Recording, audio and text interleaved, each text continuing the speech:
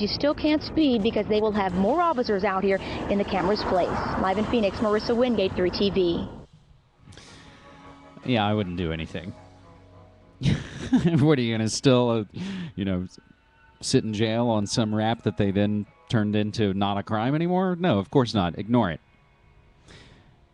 At least some kind of pushback against the surveillance grid, as we do note that a lot of times when there is some kind of pushback from the state, it's usually not out of any kind of moral standpoint or, personal freedoms and liberties, whether that's a plant that grows that some people find helpful for their illnesses, that you can also use to make, paper and textiles and food and power a car. But, it's totally illegal because we have to give those great contracts to all the petroleum, terror juice, multinational corporations who salute no flag or no nation, but they tell you to stay in your little tribal zone as they get us all to fight amongst each others. And, they cause problems, and then somehow they have a solution for it that they thought of before the problem seemed to come.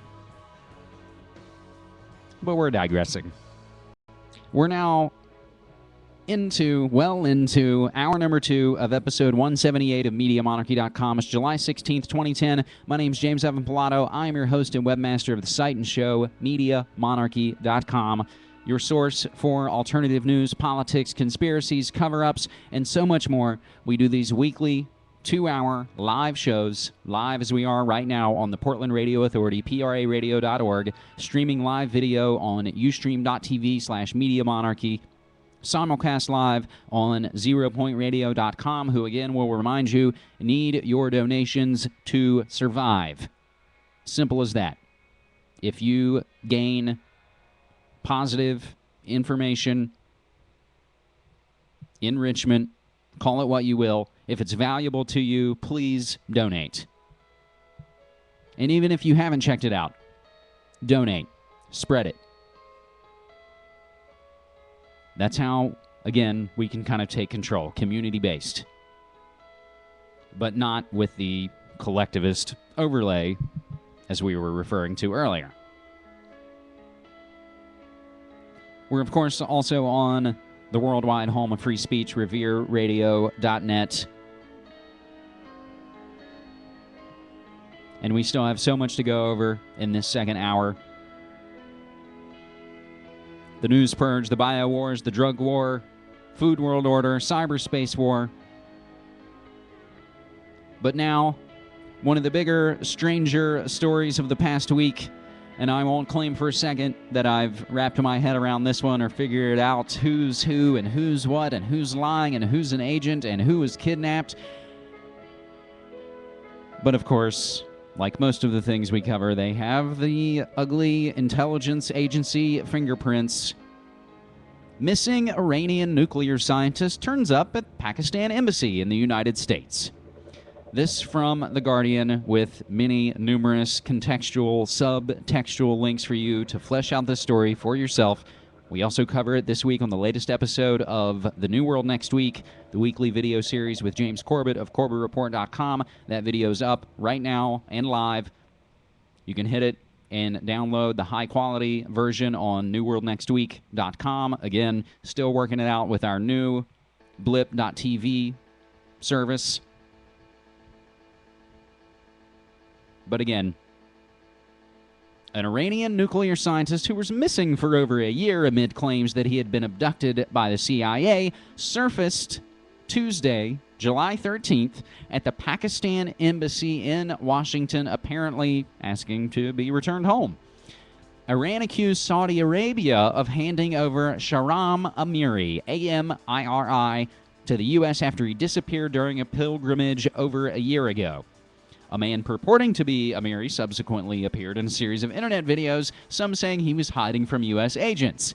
Today, Amiri was quoted by Iranian official media as claiming that the U.S. government had intended to return him to Iran to cover up his kidnapping in Saudi Arabia.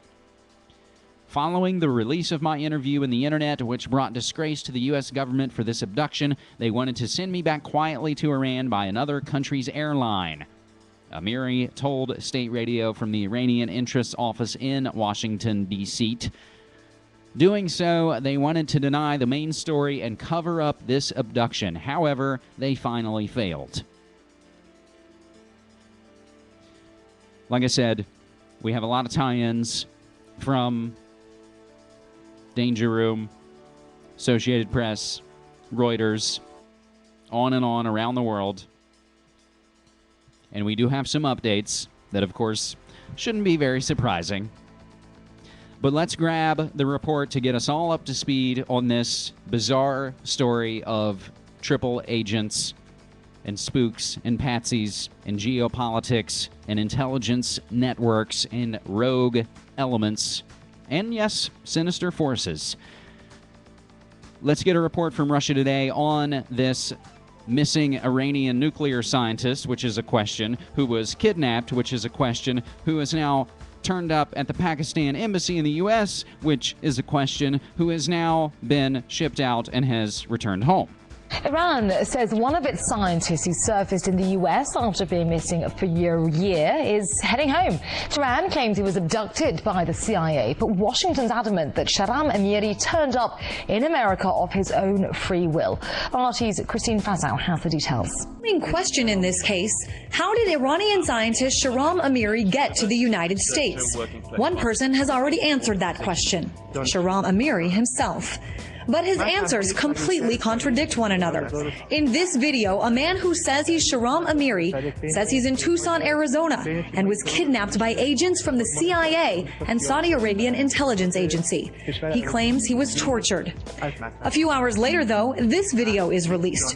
A man who looks the same and also says he's Shahram Amiri claims he is here to further his education. The U.S. State Department seems to agree with that statement. He is here of his own volition, and he has chosen to return to Iran of his own volition. That is how we do things here in the United States. We didn't seize him and bring him here, and we're not preventing him from returning to Iran. Officials say Shahram Amiri spent the last day inside this building, the Pakistani embassy's office representing Iranian interests, since the old Iranian embassy in Washington sits empty because there's no longer a diplomatic relationship between the United States and Iran. According to reports coming out of Iran, Shahram Amiri arrived here Monday night.